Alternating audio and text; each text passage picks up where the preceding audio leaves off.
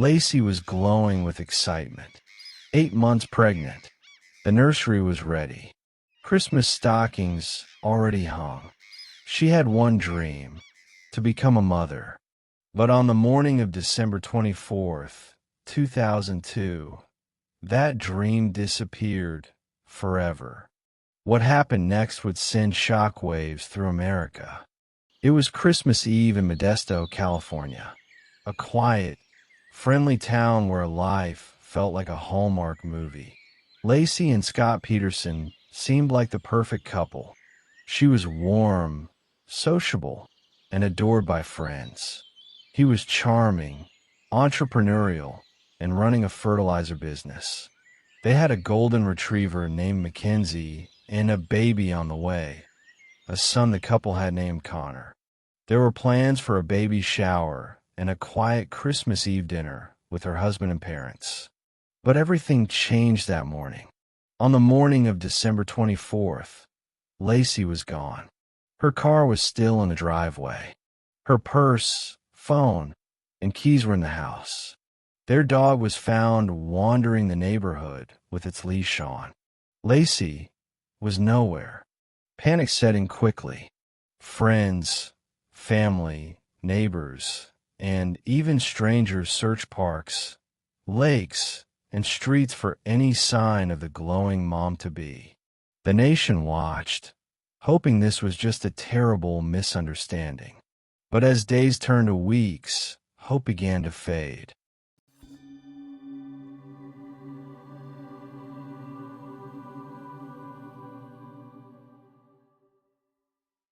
At first glance, the Petersons appear to be the perfect couple.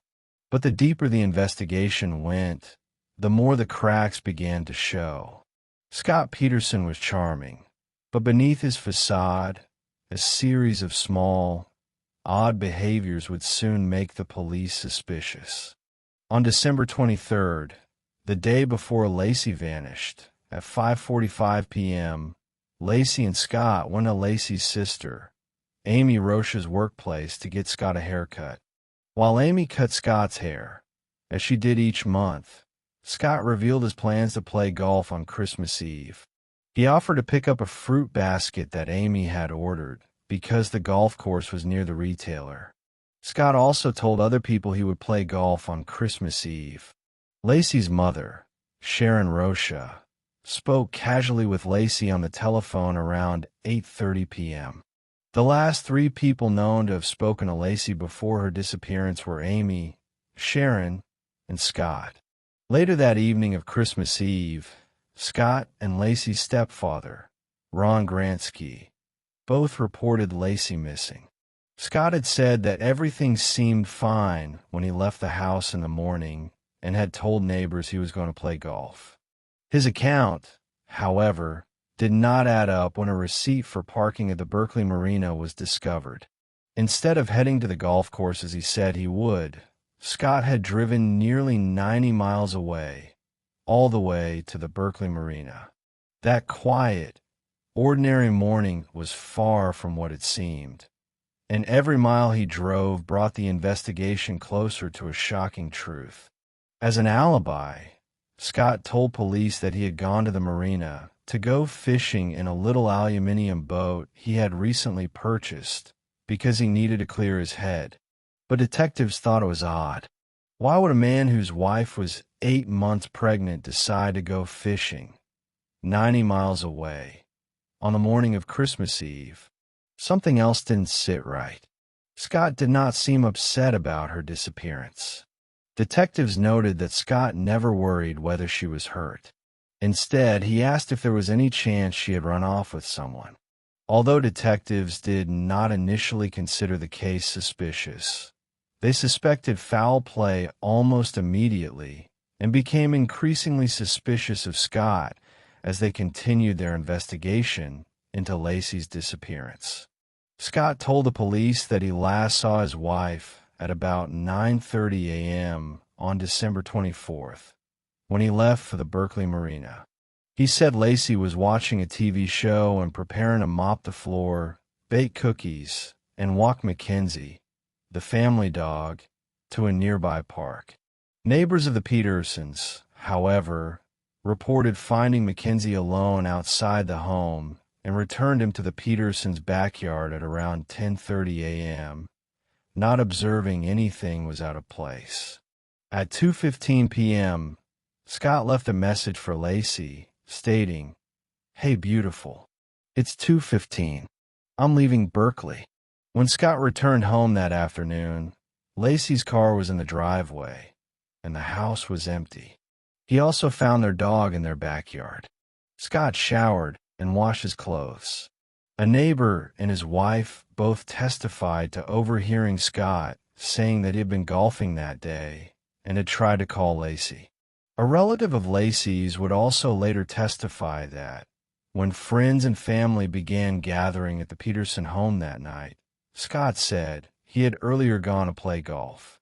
But it wasn't long before the first cracks in Scott's story began to appear. He had told his neighbors he was out at the golf course, yet no one could confirm that. He had no golfing equipment with him, no clear alibi, no proof he had ever been at the course at all. Why did Scott tell the cops he was fishing alone on Christmas Eve, when he had told his family and neighbors that he was going golfing? Security footage at the Berkeley Marina placed Scott there around noon. He made a few phone calls afterwards, to Laci, who did not pick up, and to others. Voicemails he left sounded calm, unnaturally calm. That night, the search began immediately. Volunteers passed out flyers. Helicopters scanned the area. Dive teams combed nearby waterways. Police officers questioned neighbors. The media latched on quickly. A beautiful pregnant woman missing on Christmas Eve? It was the kind of story that gripped the nation. Modesto police held daily press conferences. Candlelight vigils were held in town squares. The public was desperate to help. A $25,000 reward was offered, later increased to $250,000 and, finally, to $500,000 for information leading to Laci's safe return. Posters, blue and yellow ribbons, and flyers were circulated.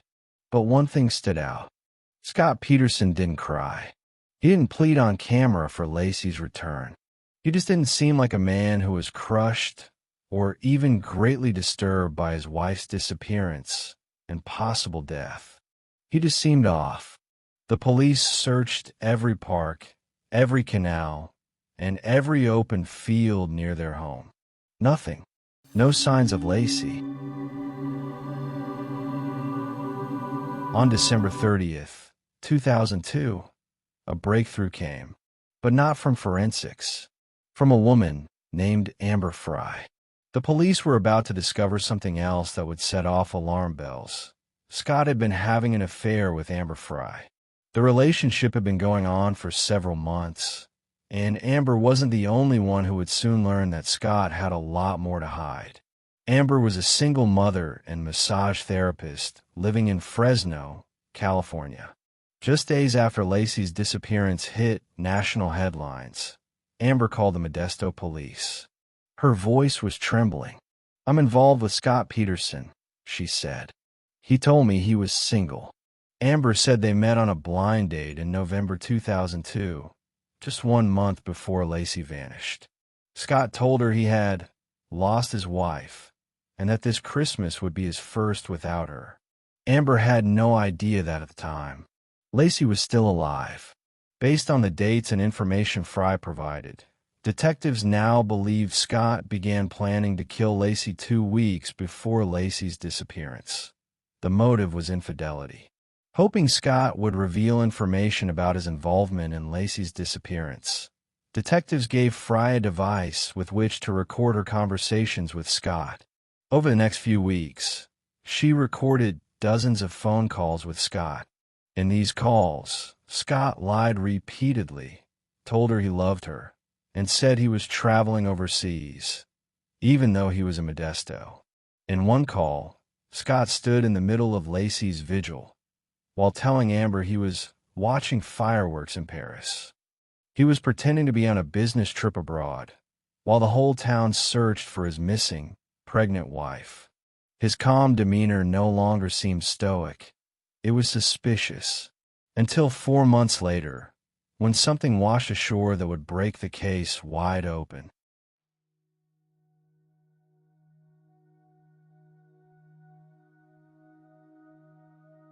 On April 13, 2003, two people walking their dog along the shore of San Francisco Bay, about a mile from Berkeley Marina, saw the body of a male fetus on a tidal flat of the San Francisco Bay.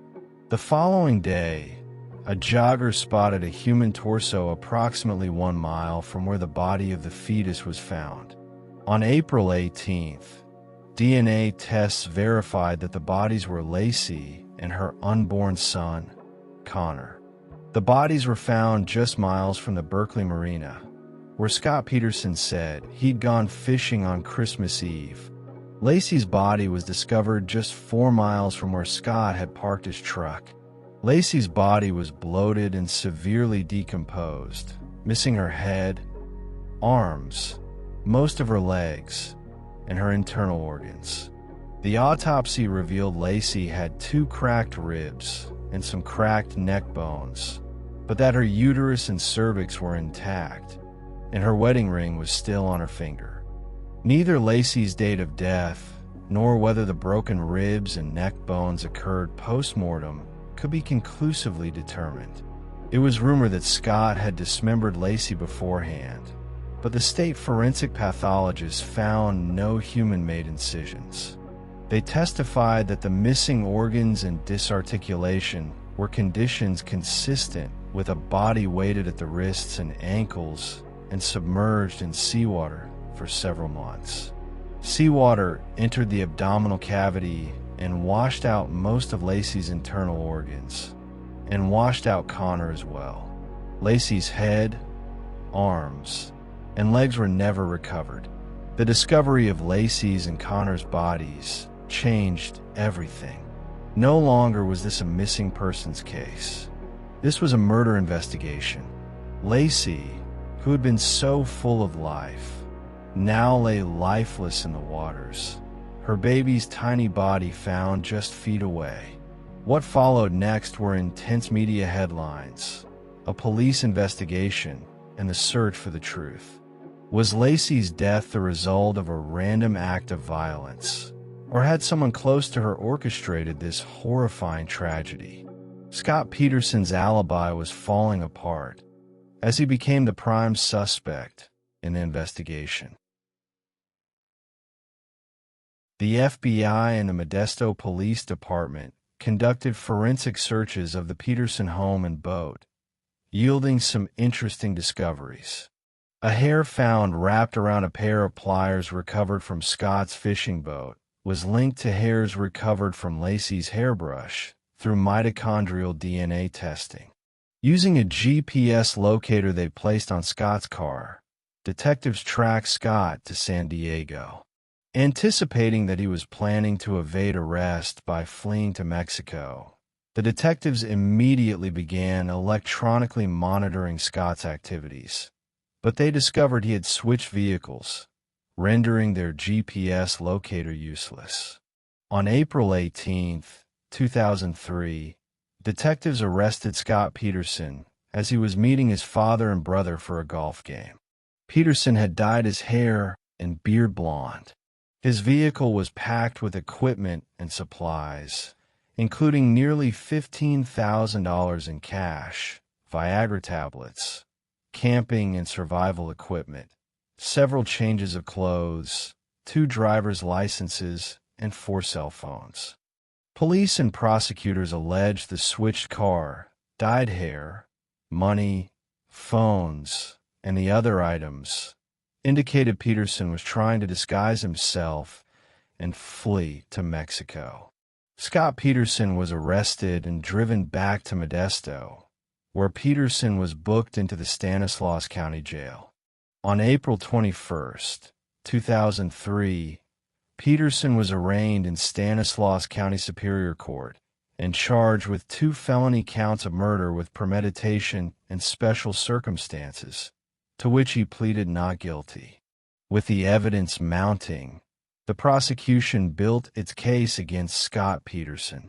They argued that Scott killed Laci in the hopes of starting a new life without the responsibilities of being a father. His motive? A desire for freedom and a relationship with Amber. The prosecution's case was airtight. Scott's lies about the fishing trip, Amber Frey's recordings showed his deceitful nature. The discovery of Laci's and Connor's bodies in the Bay Area, where Scott said he had been fishing. The inconsistencies in Scott's alibi and his suspicious behavior after Laci went missing. The defense tried to argue that there wasn't enough direct evidence linking Scott to the deaths. They suggested that Laci could have been abducted and murdered by someone else. But as the trial unfolded, the jury was left with one undeniable fact. The evidence pointed directly to Scott Peterson. The trial captivated the nation. Every detail was analyzed, every word from the defense and prosecution scrutinized. The case became more than just a murder trial. It became a battle of perceptions. Was Scott Peterson a cold-hearted murderer, or was he the victim of circumstantial evidence and a media frenzy? The evidence seemed overwhelming. Forensic tests connected Scott's fishing boat to fibers found on Laci's body. Cell phone records showed discrepancies in his story, and his calmness during the investigation only fueled suspicion. After months of intense testimony, the jury found Scott Peterson guilty of first-degree murder for Laci's death and second-degree murder for the death of Connor. On March 16, 2005, Judge DeLucci followed the jury verdict, sentencing Scott to death by lethal injection and ordering him to pay $10,000 toward the cost of Laci's funeral. He was sent to California's death row at San Quentin State Prison. Members of the jury said they based their verdict on puzzle pieces of circumstantial evidence that came out during the trial, from the location of Laci's body to the cruel lies her husband told after her disappearance, and his lack of emotion in the days following Laci's disappearance. On October 21, 2005, a judge ruled that proceeds from a $250,000 life insurance policy, which Scott took out on Laci, would go to Laci's mother. In 2020, the California Supreme Court overturned his death sentence, citing issues with jury selection during his trial.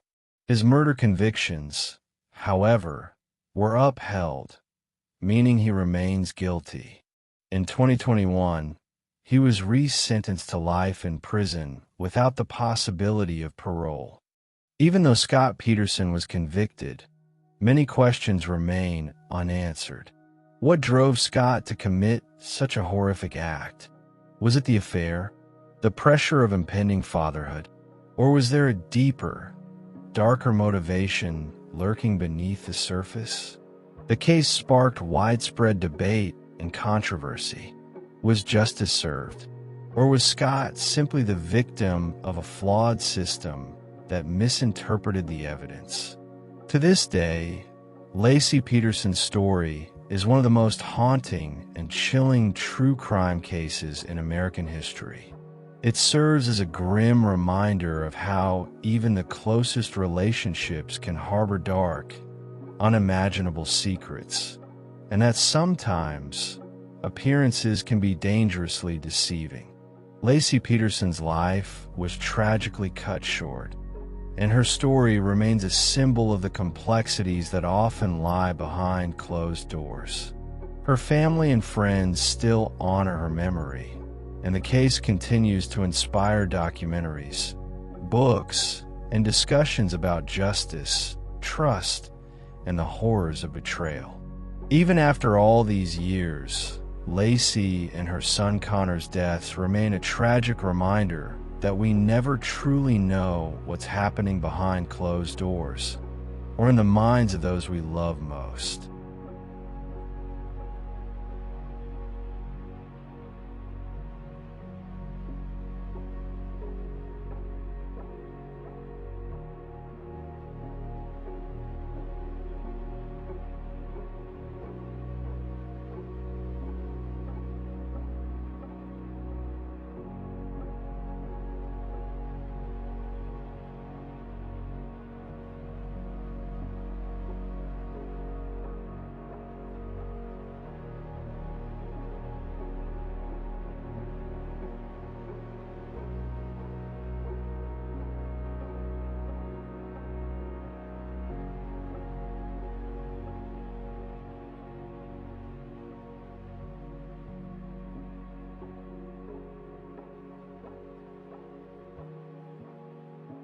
Thank you for sticking to the end.